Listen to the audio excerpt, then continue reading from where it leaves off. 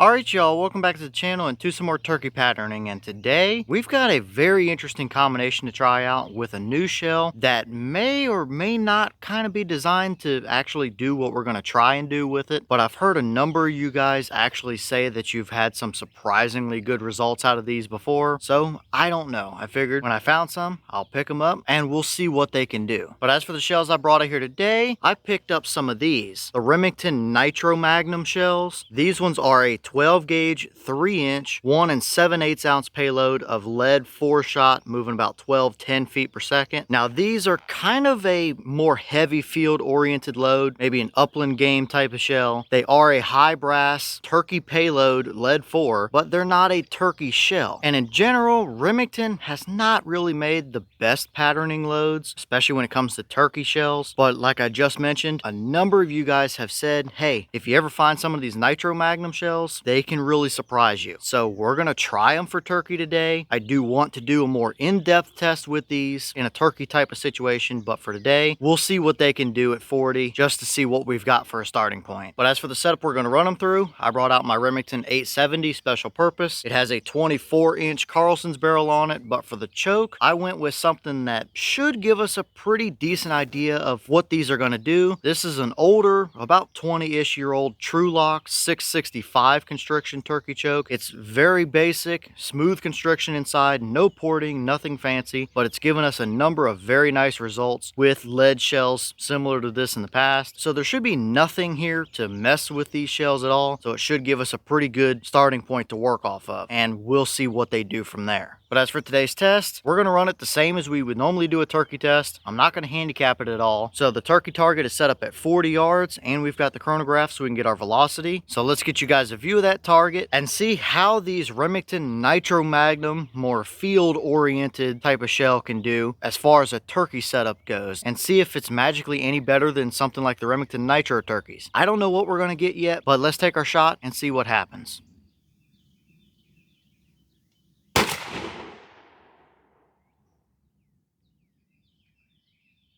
Alright, that shell gave us 1294 through the chrono. The boss claim is only 1210, so from that 24-inch barrel, we saw above their boss claim, and I gotta say, even though these are a more field-oriented type of shell, they do not save you in the recoil department at all. They're a high brass, 1 7/8 ounce payload. At that kind of velocity, it felt very much like a typical Remington Nitro turkey shell or something like that would, so really no different as far as the recoil goes. But did they actually give us a usable pattern down there at 40 yards? Let's go check it out and see. Alright, so now we're down here at our 40-yard paper, and I gotta say, this isn't too bad for what it is. We absolutely have a dead turkey here all day long. There's a couple right up through the brain and a couple more down the spine, and there's nowhere left or right on that paper that he could have moved to and gotten away from you. So yeah, that's absolutely a 40-yard capable combination there. Now, initially, looking at the pattern as a whole, is this the ultimate lead turkey pattern we've gotten? No, it's not. Even a Winchester Longbeard XR shell would still way outdo this performance right here. However, if I'm remembering correctly, these are about $1 a shell, so they would technically be in the budget category here when it comes to turkey loads. I don't know that you're really saving a whole lot over something like the Nitro turkeys, but still, that right there is pretty much on par with some of the better performances that we've seen out of those Nitros or the Remington Premier shells as well. That right there is already pretty decent for a Remington shell. So we'll move in here and look at our core. I wouldn't necessarily call it any hotter than the rest of the pattern, but we do have a good number of those pellets right around that bird's head there. So yeah,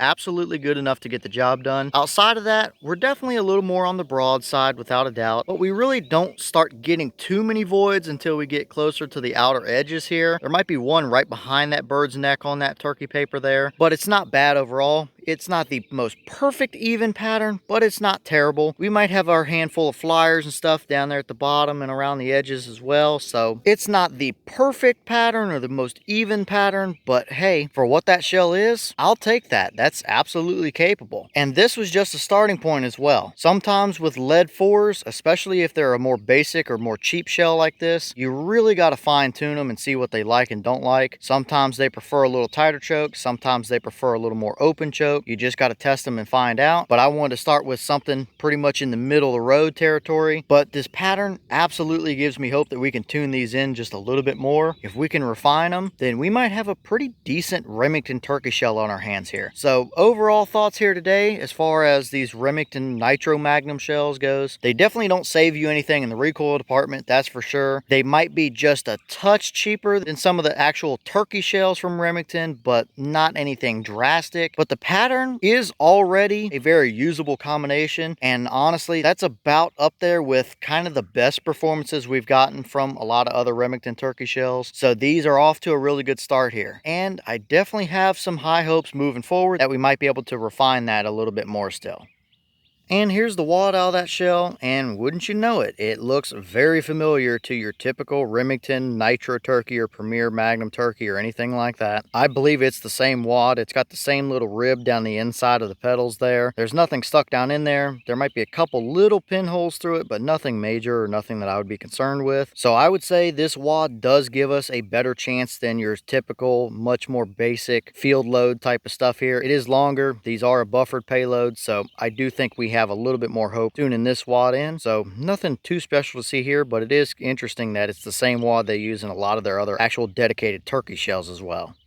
Alright y'all, well, what did you think about that performance right there? That's not bad for a Remington shell. Sure, we've seen better from other lead number 4 turkey shells in the past, but these aren't technically a turkey shell, or at least that's not what the box is claiming they are. So if you wanted a little better performance out of a more dedicated turkey shell, then you can spend the same $25 and get a box of longbeard shells, and they're gonna be way better than that, but they are a little bit more expensive per round. So I don't think that's too bad for a starting point, and considering what the shells actually are. So I guess leave all your thoughts in the comments. Is that about what you expected to see? Were you a little surprised one way or the other? Have you tested any of these Remington Nitro Magnum shells? And if so, what kind of results have you seen from them? Is that a pattern or a combo that you would hunt with? And what other chokes do you want to see us run those Nitro Mags through? Let me know all that down below. And I might just have a couple different 20 gauge versions of that shell as well. So let me know what you guys want to see there, because I will be testing those soon as well. Either way, for a Remington shell, it's absolutely a usable pattern, and I still think we can refine it a little bit with the right choke combination. But with that being said, I've got some more testing to get done for you guys, so I'm going to get back to it. As always, we have the channel Instagram as well as the mailbox where you can send stuff if you'd like. All that information will be in the description down below if you're interested in it, but I'm going to get back to it, so I'll see y'all in the next one.